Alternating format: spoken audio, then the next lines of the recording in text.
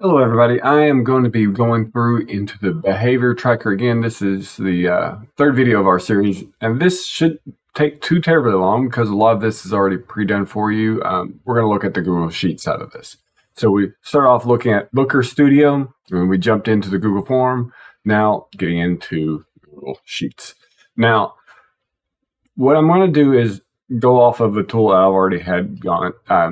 So I did a couple little samples. Just a couple made up submissions on here. And so I'm just going to hit response. And normally you would click view sheets and it would create a sheet. I've already got one made. And I'll show you a couple of reasons why I have that. So in your Google Sheet, here are some responses, just some things that have been pre-filled out for us. And it's, once again, just completely made up data. So I have my grade selected. I've got my freshmen and how they fell. What I'm going to do a little bit later is actually condense this up so I have one row of actual student names. And there's a couple of ways you can do this, but I'll get to that in a second. The other thing I want to look at is I added a tab at the bottom. I just added a sheet.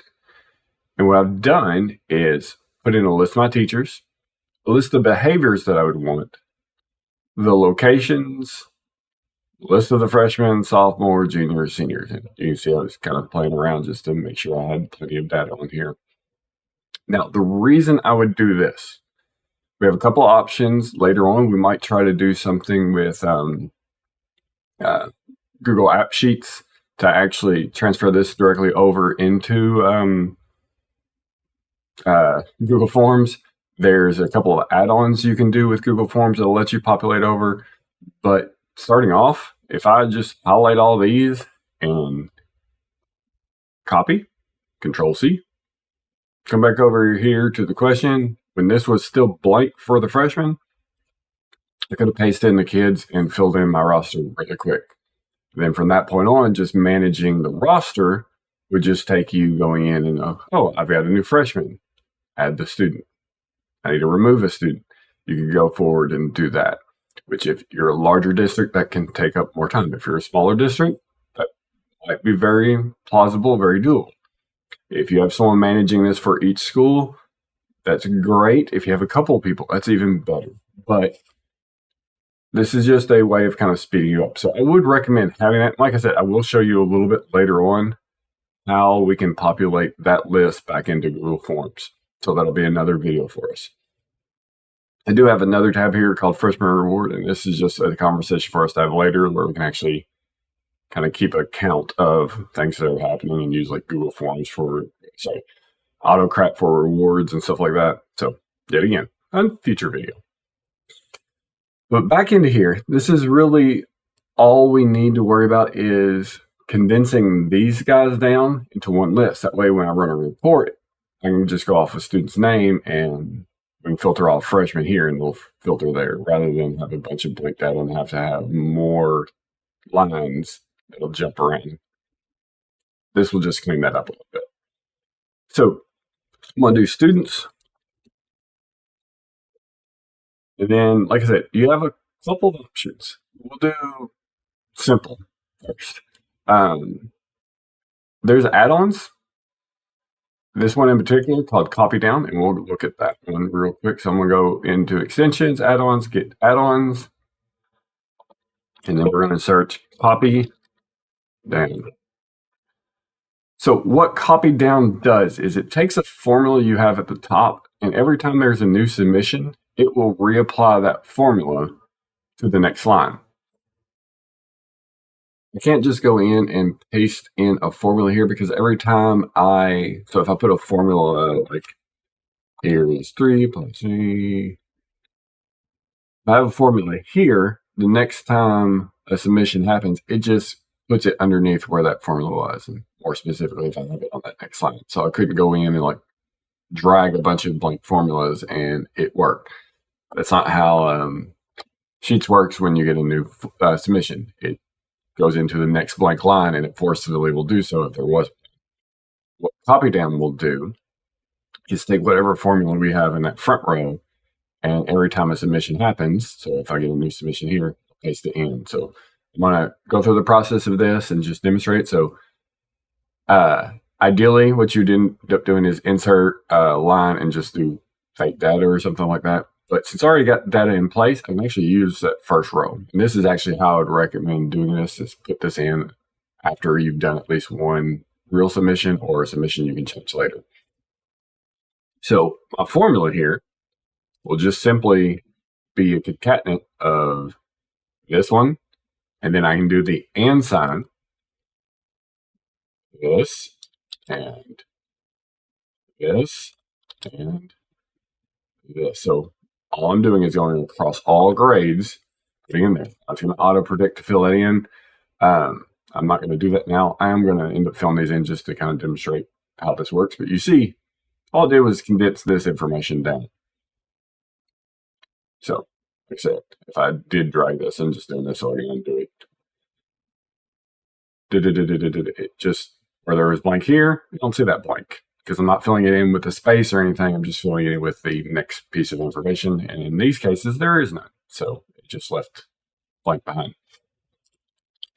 All right, so I'm going to apply the add-on. So I'm going to go to CopyDown, get CopyDown settings. You might get a user agreement the first time saying permissions to use. So I'm going to turn this on. And now it's looking formula row 2. And it says, here's the formula we're using. I would go ahead and just paste that in as the value. And from that point on, every new formula, every new thing, we'll fill that in. So let's go in and we'll do just a real quick submission of my form. I had one already started the other day. That's 5, 4. It will happen at 3. Yeah. Now we'll do sophomore. Just record as me. Next. And I'll just pick my sophomore. Once again, this is all fake kids. This isn't real people.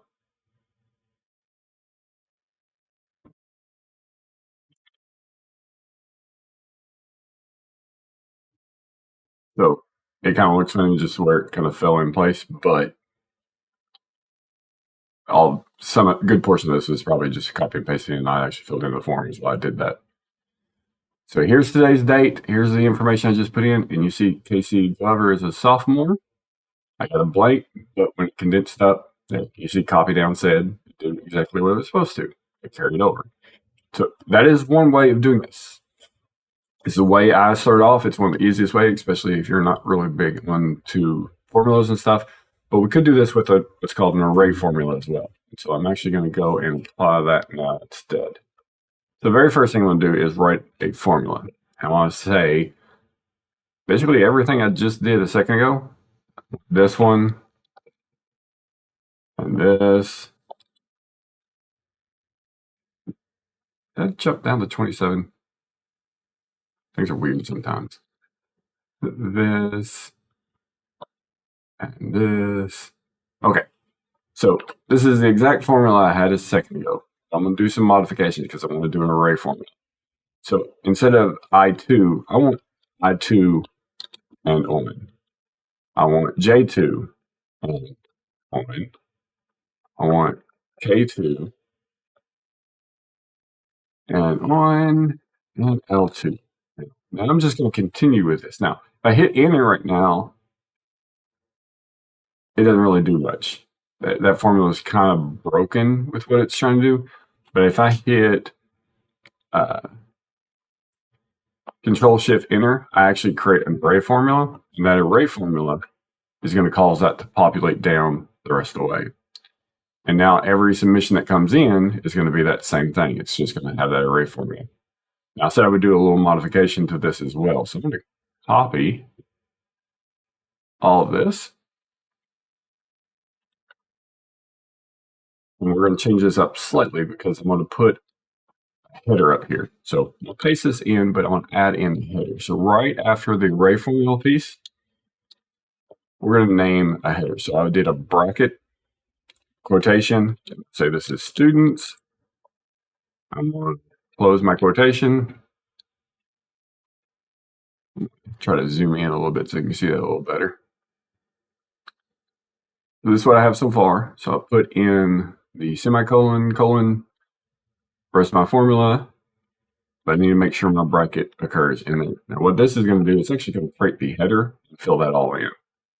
And that puts my formula, instead of on that first line, it puts it, sorry, instead of on that second line, it puts it on that first line.